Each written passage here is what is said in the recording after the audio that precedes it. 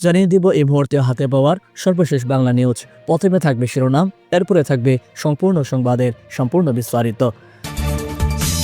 নির্বাচনী প্রচারণায় প্রথম দিনই চমক দেখালেন তারেক রহমান। দেশ দুর্নীতিবাজদের হাতে যাবে কিনা নির্বাচনের সিদ্ধান্ত ডাক্তার তাহের। গণ অধিকার পরিষদ ছেড়ে জামায়াতে যোগ দিলেন 12 নেতাকর্মী। ভোটের লড়াইয়ে এনসিপির শীর্ষ নেতাদের প্রতিপক্ষ কারা? তো এতক্ষণ ধরে শুনলেন সংবাদ শিরোনাম, এবার থাকবে সম্পূর্ণ সংবাদের সম্পূর্ণ বিস্তারিত। নির্বাচনী প্রচারণার প্রথম দিনেই চমক দেখালেন তারেক রহমান। নির্বাচনী প্রচারণার প্রথম দিনে রাজপথে নেতাকর্মীদের বিশাল উপস্থিতির মাধ্যমে এক অভাবনীয় চমক দেখিয়েছেন তারেক রহমান। দীর্ঘদিন পর দলীয় প্রধানের এমন সরব ও কৌশলী অবস্থান তৃণমূলের নেতাকর্মীদের মাঝে নতুন করে প্রাণ সঞ্চার করতে শুরু করেছে। ডিজিটাল প্ল্যাটফর্ম এবং ভিডিও কনফারেন্সের মাধ্যমে তিনি সরাসরি সাধারণ মানুষের সঙ্গে যুক্ত হয়ে তার আগামীর পরিকল্পনা তুলে ধরেন। প্রচারণার শুরুতেই তার প্রতিটি বক্তব্য সামাজিক যোগাযোগ মাধ্যমে ব্যাপক আলোড়ন সৃষ্টি করেছে, যা সাধারণ ভোটারদের দৃষ্টি আকর্ষণ করেছে। দেশের বিভিন্ন প্রান্তে ছড়িয়ে থাকা দলীয় কর্মীদের সুসংগঠিত করে ভোটের মাঠে শক্ত অবস্থান তৈরি করতে তিনি বিশেষ দিক নির্দেশনা দেন। উন্নয়ন ও পরিবর্তনের অঙ্গীকার নিয়ে সাজানো তার এই নতুন প্রচার কৌশল রাজনৈতিক বিশ্লেষকদের কাছেও বেশ চমকপ্রদ মনে হয়েছে। জনগণকে দেওয়া তার প্রতিশ্রুতিগুলো আধুনিক এবং যুগোপযোগী হবার তরুণ ভোটারদের মধ্যে তাকে নিয়ে বাড়তি আগ্রহ তৈরি হয়েছে। প্রথম দিনের এই জনজোয়ার প্রমাণ করে যে মাঠ পর্যায়ে দলের জনপ্রিয়তা এবং গ্রহণযোগ্যতা আগের চেয়ে আরও বেশি সুসংহত হয়েছে। প্রতিটি জনসভায় তারেক রহমানের সাহসী ও বলিষ্ঠ কণ্ঠস্বর বিরোধীদের জন্য এক নতুন ধরনের রাজনৈতিক চ্যালেঞ্জ তৈরি করতে সক্ষম হয়েছে। নেতাকর্মীদের শৃঙ্খলা বজায় রেখে ঘরে ঘরে গিয়ে ভোটের আবেদন জানানোর যে আহ্বান তিনি জানিয়েছেন তা বেশ কার্যকর হতে শুরু করেছে। নির্বাচনী ইশতেহারে তিনি যে আমূল পরিবর্তনের রূপরেখা দিয়েছেন তা নিয়ে সাধারণ মানুষের মাঝে এখন ব্যাপক আলোচনা ও জল্পনা চলছে। দলের অভ্যন্তরীণ কোন্দল মিটিয়ে সবাইকে ঐক্যবদ্ধভাবে মাঠে নামানোর কৃতিত্ব এখন পর্যন্ত তারেক রহমানকে দিচ্ছেন মাঠের কর্মীরা। আধুনিক প্রযুক্তির ব্যবহার করে বিদেশের মাটি থেকেও দেশের রাজনীতির নারী নক্ষত্র নিয়ন্ত্রণ করার ক্ষমতা তিনি আজ আবারও প্রমাণ করলেন। প্রথম দিনের প্রচারণায় তার এই রাজকীয় উপস্থিতি এটাই ইঙ্গিত দিচ্ছে যে আগামী দিনগুলোতে ভোটের লড়াই আরও তীব্র হতে যাচ্ছে। জনসাধারণের মৌলিক অধিকার ফিরিয়ে দেওয়ার যে প্রত্যয় তিনি ব্যক্ত করেছেন তা অনেককে নতুন করে আশার আলো দেখতে শুরু করেছে। তরুণ প্রজন্মকে কর্মসংস্থানের নিশ্চয়তা দিয়ে তিনি যে বার্তা দিয়েছেন তা নির্বাচনী প্রচারণার প্রথম দিনই তাকে এগিয়ে রেখেছে। শান্তিপূর্ণ এবং উৎসবমুখর পরিবেশে নির্বাচন সম্পন্ন করার উপর জোর দিয়ে তিনি রাজনৈতিক শিষ্টাচারের এক উজ্জ্বল দৃষ্টান্ত স্থাপন করেছেন। প্রচারণার প্রথম দিনেই জনসমর্থনের যে পাল্লা তিনি নিজের দিকে টেনে নিয়েছেন তা আগামী নির্বাচনে বড় কোনো পরিবর্তনের আভাস দিচ্ছে। দেশ দুর্নীতিবাজদের হাতে যাবে কিনা নির্বাচনের সিদ্ধান্ত ডাক্তার তাহের। আগামী নির্বাচনে নির্ধারিত হবে এদেশের ভবিষ্যৎ শাসনভার কোন সৎ নেতার হাতে নাকি দুর্নীতিবাজদের সাথে ন্যস্ত হবে।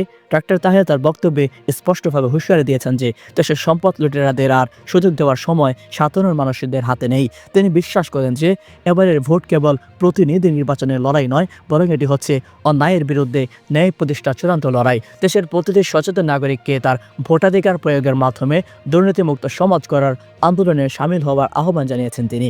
বিগত বছরগুলোতে যারা রাষ্ট্রীয় কোষাগার তছরূপ করেছে তাদের বিচার নিশ্চিত করতে একটি সৎ ও সাহসী সরকারের কোনো বিকল্প নেই। নির্বাচনী জনসভায় তিনি বলেন যে সাধারণ মানুষের কষ্টার্জিত ট্যাক্সের টাকা মুষ্টিমেয় কিছু মানুষের পকেটে যেতে দেওয়া যাবে না। দেশের অর্থনীতিকে পঙ্গু করে দেওয়া সিন্ডিকেটগুলো ভাঙতে হলে এই নির্বাচনে জনগণের সঠিক ও বুদ্ধিদীপ্ত সিদ্ধান্তের প্রয়োজন অনস্বীকার্য।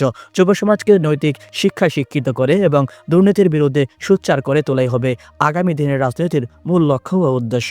ডাক্তার তাহেরের মতো কেবল ক্ষমতার পালাবদল নয়, বরং পুরো শাসন ব্যবস্থাকে কৌশল মুক্ত করার শপথ নিতে হবে এই নির্বাচনী ময়দান থেকে। ব্যক্তিগত স্বার্থের ঊর্ধ্বে উঠে দেশের স্বার্থকে প্রাধান্য দিয়ে প্রার্থী নির্বাচন করার জন্য তিনি সাধারণ ভোটারদের প্রতি বিশেষ অনুরোধ জানান। তিনি আরও উল্লেখ করেন যে অতীতে যারা দুর্নীতির দায়ে অভিযুক্ত হয়েছে তারা যে কোনোভাবেই ভোটারদের বিভ্রান্ত করতে না পারে।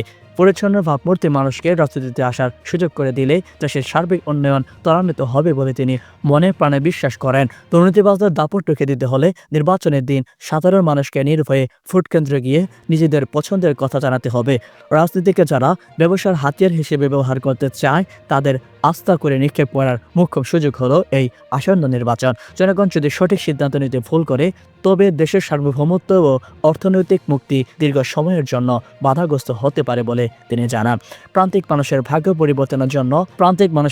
পরিবর্তনের জন্য দুর্নীতির বিষবৃক্ষ গোড়া থেকে উপড়ে ফেলা এখন সময়ের সবচেয়ে বড় এবং গুরুত্বপূর্ণ দাবি। ডাক্তার তাহেরের এই বলিষ্ঠ অবস্থান সাধারণ ভোটারদের মধ্যে এক ধরনের নৈতিক সাহস যোগাচ্ছে, যা নির্বাচিত মাঠে প্রভাব ফেলতে শুরু করেছে। গণ অধিকার পরিষদ ছেড়ে জামাতে যোগ দিলেন 12 নেতাকর্মী। রাজনৈতিক মেরুকরণে অংশ হিসেবে গণ অধিকার পরিষদে এক ঝাঁক সক্রিয় নেতাকর্মী আনুষ্ঠানিকভাবে জামায়াতে ইসলামীতে যোগদান করেছেন। 12 জন ত্যাগী ও পদধারী নেতারই এই আকস্মিক দল ত্যাগ গণ অধিকার পরিষদের অভ্যন্তরীণ রাজনীতিতে এক বড় ধরনের ধাক্কা হিসেবে দেখা হচ্ছে। যোগদান অনুষ্ঠানে নবাগতরা জানান যে আদর্শিক অমিল এবং নেতৃত্বের সংকটের কারণেই তারা পুরনো দল ছেড়ে নতুন পথ বেছে নিয়েছেন। জামায়াত ইসলামের সাংগঠনিক শক্তি এবং নিয়মতান্ত্রিক রাজনীতি তাদের অনুপ্রাণিত করেছে বলেই তারা এই সিদ্ধান্ত নিয়েছেন বলে দাবি করেন।